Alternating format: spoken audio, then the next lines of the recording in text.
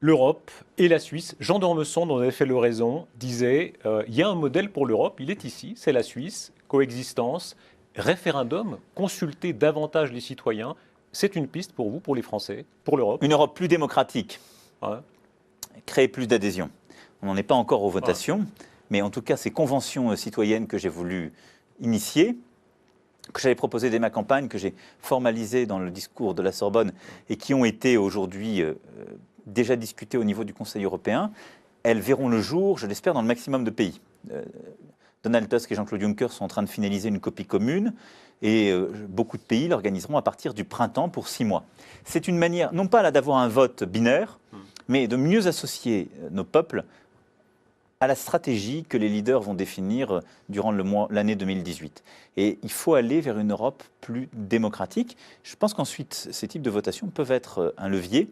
Il faut trouver après la bonne géographie, parce que faire des votations régulières dans toute l'Union européenne, ça peut être rapidement lourd. Donc, en tout cas, je le dis très clairement, je pense qu'il faut une Europe plus souveraine, plus unie, plus démocratique. Nous avons un différent, vous et nous, l'Europe et la Suisse. Nous aimerions poursuivre les bilatérales, c'est-à-dire les accords secteur par secteur. L'Europe aimerait forcer la main de la Suisse pour un accord global qui en fait nous rapprocherait. Est-ce que vous êtes prêt à nous donner du temps ? Donner du temps, d'abord, il y a une négociation qui est commune. Mais après, c'est toute proportion gardée, et les contextes étant très différents, la même chose en nature que la discussion avec la Grande-Bretagne.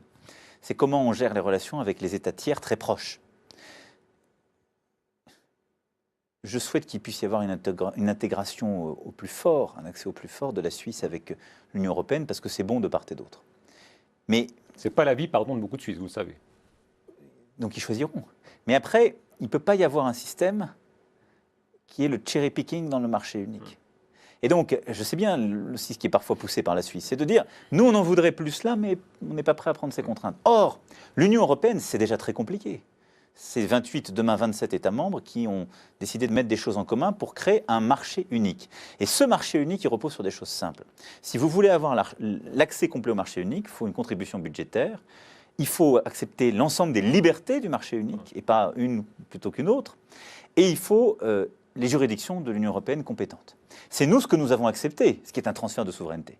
Et donc on peut avoir ensuite des accords commerciaux avec des États qui veulent accéder à ce marché unique pour une partie, mais dans un cadre qui est de ne pas fragiliser ou désintégrer ce marché unique. C'est ça la contrainte de la discussion que nous avons avec la Suisse. On croit entendre, pardon, que nous avons peu de temps. Il y a une réponse. Ça que vous nous dites ? Je n'ai pas parlé de temps là. Il y a en tout cas une exigence de cohérence.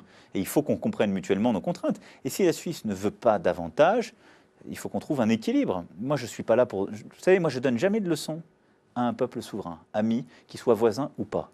Je dis juste, il ne faut pas qu'on se trompe sur les termes de l'échange et de la négociation. Ils ne doivent pas se faire au détriment de la cohérence de cette Union européenne. On a trouvé des accords, par exemple, avec la Norvège sur quelque chose de plus intégré. Mais si la Suisse ne le veut pas, elle n'ira pas dans cette direction.